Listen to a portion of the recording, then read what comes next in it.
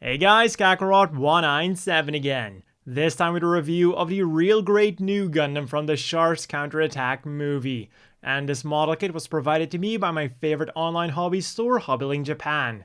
Links to get your own Gundam that's not just for show down below. And just from the looks alone, you might get an irresistible urge to buy this. The new Gundam was already an amazing looking machine, and this real great really took it to the next level. The added detail is great, seam lines non-existent, nub marks hidden through smart placement or undergating, and I absolutely love the sculpting of the head. With how fine the detail is, it really just feels real. In terms of color accuracy then, it should come as no surprise that we only need stickers for the back camera, the main camera, the sub camera, and the eyes, for which we get the usual two options. One sticker for everything, or one sticker for the black, and then one sticker for each of the eyes. And the best of all is that you don't even technically need the stickers, because behind everything is a clear green piece. And as with every real great, we of course get a lot more stickers on that sticker sheet to apply as you see fit.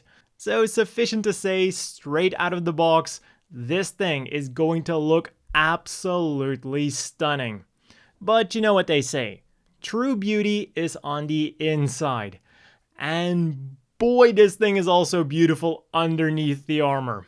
And perhaps even more importantly, this gorgeous inner frame doesn't just give the new Gundam amazing mobility, but also incredible stability. There is no trace of the advanced MS joint left on the mobile suit itself, and well, unfortunately, it shows. So now with the armor back on, let's have a look at the accessories that this thing comes with. And let's start off with what's already on the mobile suit. We have the main beam saber right there on the back. We have this opening feature right there. And then we get a long beam saber blade effect part for the business end of this thing, and a short one for the other end of the beam saber blade. Then to hold on to it, we get a nice peg we get a hole for a peg right there, which then goes very securely into the peg on this hand. And what is really nice about this hand is that it also has an extra hinge that will allow the hand to go up and down. It's not just on a ball joint. Now this is only the case with these two holding hands. And thanks to those well-articulated hands, you can get some really dynamic poses done with this thing. And if for some reason your new Gundam loses that main beam saber, it also comes with a backup beam saber that when you slide it out, it automatically pops out. Now that is an actual feature built into the model kit.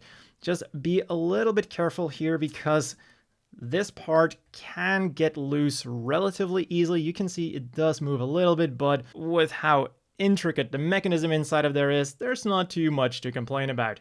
Again, it is really nicely detailed. It has a hole for a peg, and then it comes with two pink beam saber blade effect parts. These are the newer style, longer ones, and I don't think I've ever seen those in the light pink color. Usually they're just in the normal pink color. And just as with the main one, it goes into the holding hands very well. Moving on to the ranged weaponry, we first of all get a beam rifle, and again it is very nicely detailed, looks really good, and there are almost no seam lines to be found on this thing. The one possible downside I could say about this beam rifle is that while it does come with a dedicated trigger finger hand, which is very secure, it only comes with a right trigger finger hand, so if you want to have it in the left hand, well, tough luck. And if that is the worst I've got to say about something, you know, we're doing really good here.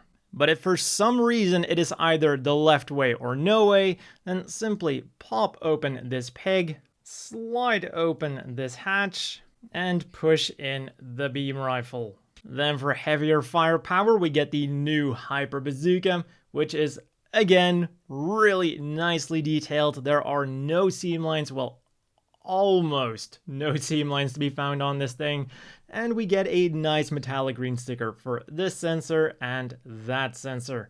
And unlike the beam rifle, because it uses the same holding hands as the beam rifles, you can have it in both left and right hand. And that also means that you have a lot of freedom to pose this thing, because not only are we getting a movable handle, but you're now also getting that movable, well, that extra movable wrist. So it easily goes over the shoulder, under the shoulder, holding it in front of it, however you want it, you can do it. Or if for some reason you don't want to use it, you can again store it onto the Nu Gundam. First, you fold this in, then you pop open this little tab, and then attach it to the backpack. And as you can see, you can easily have both the bazooka and the beam rifle stored on the back. They're not going to be fighting with each other. Then for defensive purposes, we get the Nu Gundam's signature shield, and this thing looks really nice. We've got a lot of detailing all over the place. We've got a bunch of gray poking through. We've even got some gray on the back. We've got the red missiles. So far, so great. The only bad thing I can say about this is the way it attaches to the arms. Now, it rotates around. It has a hinge right there. So in theory, this should be able to go into a lot of positions. The problem is, once you have something on the back, whether it's the beam rifle or the fin funnels, which we'll discuss in a second. So you clip it onto the arm like this, and personal opinion, I think this shield sticks out too much. I prefer it flush to the arm. And then when you want to have it on the side, which is what I usually want, you have to move it like this, and then it feels like it is way too far to the back. It should be around here. And not only is this a personal aesthetic problem, but it also becomes a problem, again, when you have that beam rifle there, and, as we will see right now, once you put the fin funnels on there, which are, of course, one of the Nu Gundam's defining features. And as I've been saying with basically everything on the Nu Gundam, it's nicely detailed, there's no seam lines, and for the most part, everything works really well. The only thing you're gonna have to be a little bit careful with is the things connecting the fin funnels together are quite small, you know, due to the scale of this thing, which also means that it is a little bit flimsy. So with every real grade, there's at least one thing you're gonna have to be careful for. And also coincidentally, this is the one part of the Nu Gundam that still uses the advanced MS joint. Coincidence? I think not. So in terms of functionality, as you've probably been able to figure out, this here attaches to the backpack of the Nu Gundam. And then the functionality of the individual fin funnels is quite nice. They lock into place when they're stored. You can simply fold them out to go into active mode, and they do feel like they lock into place a little bit. They are very sturdy, even though I just joked about the advanced MS joint. It does actually work quite well here. As you can see, the individual fin funnels work really well. Now you do have some holes right there and on the back where, you know, where something should go, but you don't get those effect parts with this set. And while this right here is no real issue, what I do find unfortunate is that this here should be the thruster for the fin funnels, and instead it quite obviously is a connection point to hook it up to an action base. And then to make matters even worse, when you look at this, you might think that it is compatible with an action base connector that you might have seen. Well, it's not. But putting that aside, if you want to have fin funnels on both sides of the backpack, you don't actually have to go ahead and buy the P Bandai. If you're fine with dividing your fin funnels, you can simply remove the beam saber right there and use these leftover parts to have a more symmetrical Nu Gundam experience. Then for some more dynamic poses, we also get two open palm hands, we get a tiny Amuro Ray figure, and finally we also get an action-based connector. So now with all of those accessories out of the way, let's have a look at the absolutely amazing articulation that this thing has. And it even starts with the head. We've got a double ball joint in the neck for some nice upwards and downwards movement. And as you can see, we've even got an additional hinge joint where the neck connects to. So for all intents and purposes, the head is on a triple joint. So it'll also go forwards and backwards and will also rotate around all the way. Then for the shoulders, we get an entire assembly that is not only nicely complex, but also surprisingly sturdy for how complex it is. So we've got some really nice forwards and backwards movement if you want to go all the way with those shoulders. We've also got some up and down movement on just those shoulders. You just got to be careful with the V fin there, which is why I moved the head out of the way.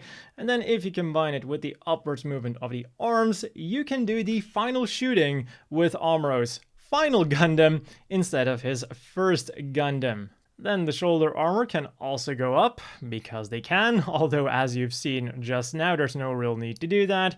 And then of course the arms will rotate around all the way, they'll rotate around all the way below the shoulder, they'll bend at the elbow on 2 joints, and we've even got an extra wrist joint. Then the hands are on ball joints, will wiggle around, turn around, and do everything a ball joint does. And as I've mentioned before, if you have those holding hands, you have the extra hinge joint in there as well. Then we've got some really nice backwards movements, some pretty good forwards movement as well.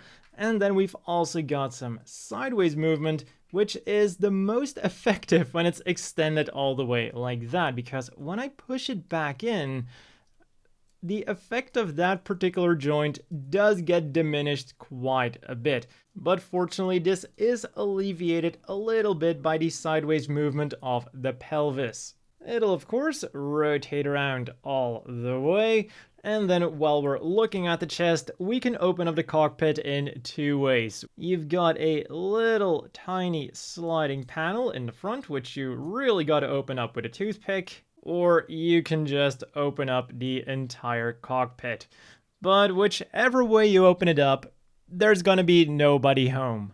Then on the backpack, we have some sideways movement for the fin funnel holder, and also the beam saber holder will go side to side. Then the thrusters are quite interesting because they're not individually jointed, but they are pegged into a little assembly that itself can move up and down. And as you can see, then we get a little bit of armor separation as well. Then the front skirts are on ball joints. They'll go nicely forwards, allowing for some nice forwards movement of the legs.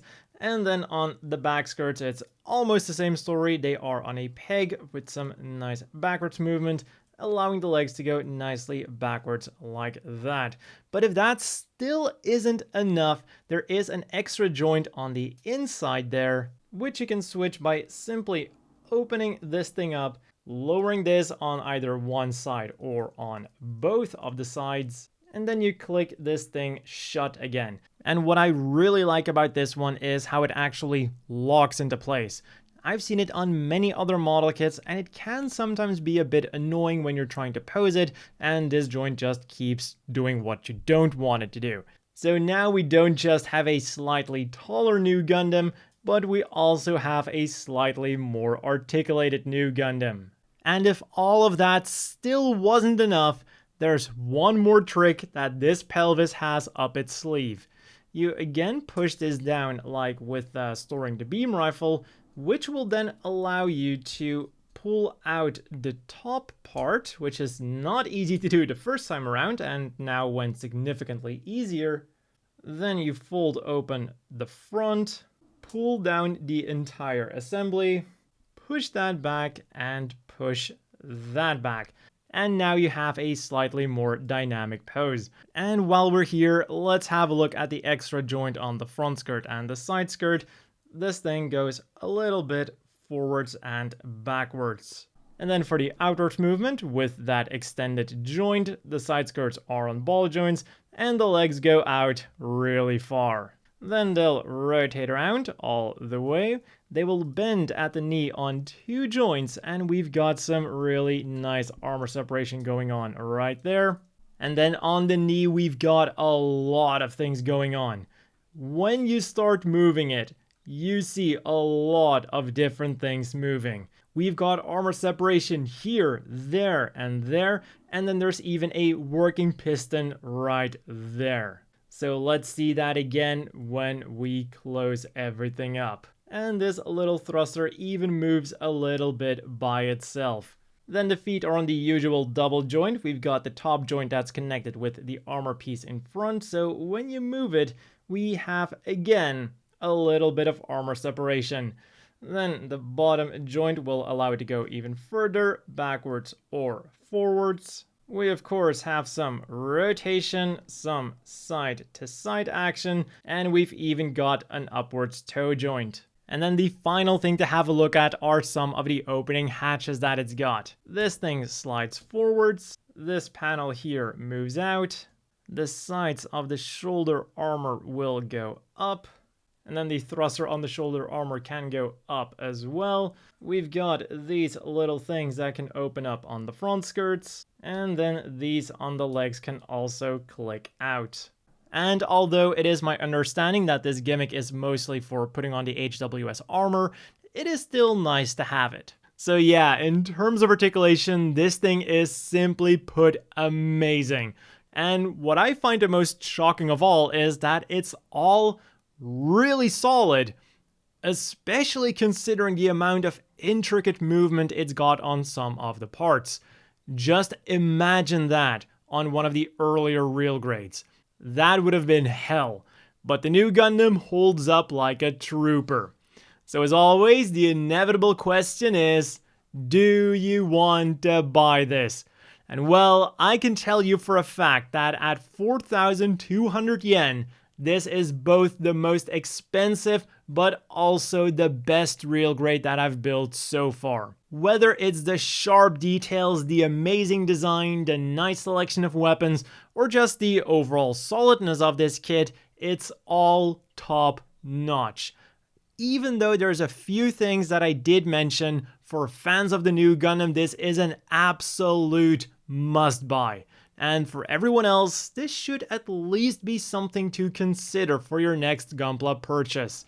For some size comparisons then, first of all, here it is next to the high-grade Universal Century Nu Gundam and the Jagan. And it's quite a thing to see how different the proportions of the high-grade and the real grade are. Despite the real grade being bigger, because, well, I kept the legs in that extended mode, I at first thought that the high grade was bigger due to its more chunky proportions.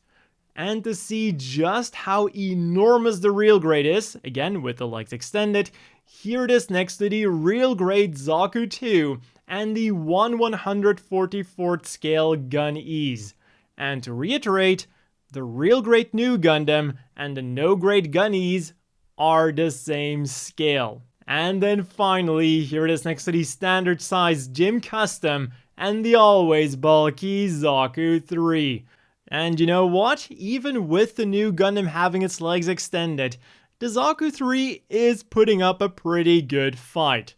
So if you want any of these, links down below. And as always, a big thank you to the Patreon supporters. I hope everyone watching has a great day, and I'll see you all next time.